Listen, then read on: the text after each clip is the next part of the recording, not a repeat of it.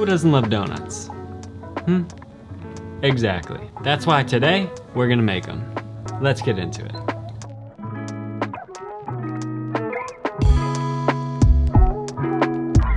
So obviously the dough will be the main component of the donuts, so that's where we're gonna start. We're making classic yeasted donuts here, so start by adding 1 cup or 240 milliliters of whole milk to a bowl or measuring cup, preferably warm milk at about 80 to 90 degrees Fahrenheit, which is about 27 to 32 degrees Celsius. Then stir in 5 grams of instant yeast along with 10 grams of sugar to give the yeast something to feed on to help get some activity going. Now as we let that sit for a few minutes, we're going to combine the dry ingredients in a separate bowl. I'm using the bowl of a stand mixer here because that's what I'm going to use to knead the dough, but as always you can knead by hand if you prefer. This recipe will make 16 donuts, which is a pretty large batch, so feel free to cut it down if you want. But for this I'm adding 425 grams of all-purpose flour, along with another 70 grams of granulated sugar and 6 grams of salt. Then I'm just going to mix everything together using my dough whisk. Now after about 10 to 15 minutes, you should see at least a bit of foam forming on the surface of your milk, indicating that your yeast is healthy and active. So at this point it's time to proceed with adding the wet ingredients to your bowl, so add the milk and yeast mixture along with 3 egg yolks and stir to bring everything together. You could stir with a spoon or your hands or anything really, but I like to use this dough whisk. And a nice little trick when you're working with a sticky dough like this is just to wet your hands slightly before handling it, and that way it won't stick as much. Once everything is incorporated though, it's time to knead, so get out your stand mixer fitted with the dough hook attachment and knead on a medium to low speed for about 10 minutes. The dough will be very sticky at first, but over time it should come together to form a nice smooth ball. You may need to scrape down the sides of the bowl once or twice to make sure everything gets incorporated. It will still be somewhat tacky at the end, but that's fine for now because it'll get less sticky as it rises. So just transfer it to a lightly oiled container to allow it to rise for about an hour until just doubled in size. I like to use a clear rectangular container like this so I can see exactly when it's doubled. It's not crucial, but I also like to fold the edges over like so, rotating 90 degrees after each turn to develop a bit more tension in the dough. Then just finish it off with a little more oil on top to prevent it from sticking to the sides of the container and allow it to rise until just doubled in size. Like I said, this should take about an hour in a warm environment, but you can even let it rise in a colder environment like the fridge if you want it to rise slower. Doing it that way will also create some more flavor as the dough has more time to develop, so it's not a bad idea to let it rise at a low temp if you have enough time on your hands. It'll probably take closer to 3 or 4 hours that way. Now while you're waiting for that to rise, it's the perfect time to take a break, maybe make some coffee, and hit the like button on this video and subscribe if you haven't yet. Anyways, after about an hour at room temperature, the dough has just barely doubled in size, which is exactly what I'm looking for. So you'll just want to very lightly flour your work surface and carefully dump the dough out. For now, you'll want to leave the top of the dough unfloured, so you basically got one floured side, which is the bottom of the dough, and one unfloured side, which is the top. This will be useful for helping us to shape the dough, and you'll see why in a minute. Now, a lot of people when they make donuts like to roll this whole sheet out flat and punch the donuts out with a cookie cutter, but if you do it that way, you'll end up with a lot of extra dough that you need to then roll back into a ball, flatten out, and punch again, and it just messes with the whole structure of the donuts. So instead, I like to just start by dividing my dough into 16 pieces and rolling each piece into a ball. This way, I don't have any leftover dough, and you can even weigh them out if you really want to make sure that they're all the same size.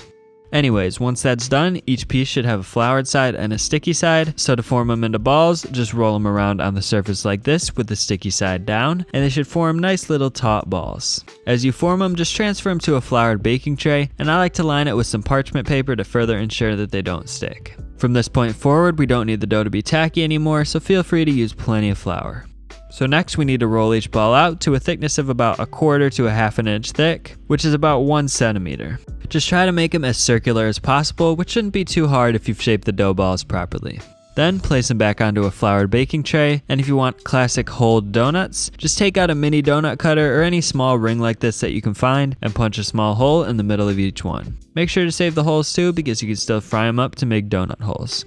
Now just cover the donuts with a floured dish towel or a bit of plastic wrap to allow them to rise one final time. This time we want them to get nice and airy, so it'll take anywhere from about 1 to 1.5 hours at room temperature, and once they look like this, they're ready. But before we get there, let's just make a couple of quick toppings. Today I'm going to make 3 types of donuts: glazed, cinnamon sugar, and frosted with sprinkles. And they're all pretty straightforward to make. For the cinnamon sugar topping, just combine 1/4 cup or 48 grams of sugar with 1 tablespoon of cinnamon and stir to combine. Next, for the glaze, just combine 240 grams or 2 cups of confectioner's sugar with 90 milliliters or 3/8 cup of milk and 1 teaspoon of vanilla extract, and whisk thoroughly to combine. You can also adjust the amount of milk or confectioner's sugar to get the consistency that you like.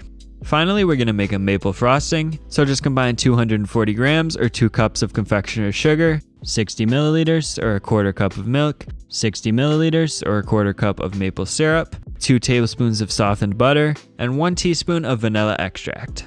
Since this one's a bit thicker, you'll probably need to use an electric hand mixer to stir it. Again, you can add more milk or sugar as necessary to adjust the consistency. You want it to be thick, but still runny enough to spread onto the donuts.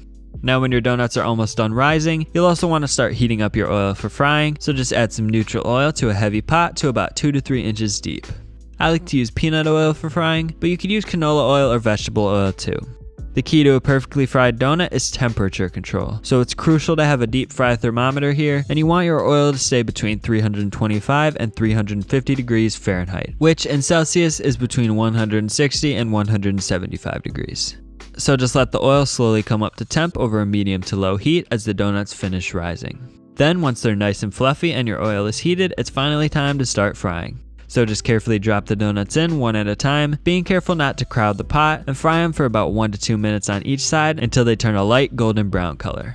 To really get that signature donut flavor, be careful not to fry them too dark. Just a light golden brown like this is perfect. Then remove them onto a wire rack to cool, and repeat in as many batches as necessary. And don't forget about the donut holes. You can fry them up in the same way and just give them a little boop to flip them and make sure they get evenly browned. I'm sure you get the idea by now, so I'm just gonna wait to fry the rest of the donuts until later, and we'll move on with applying the toppings.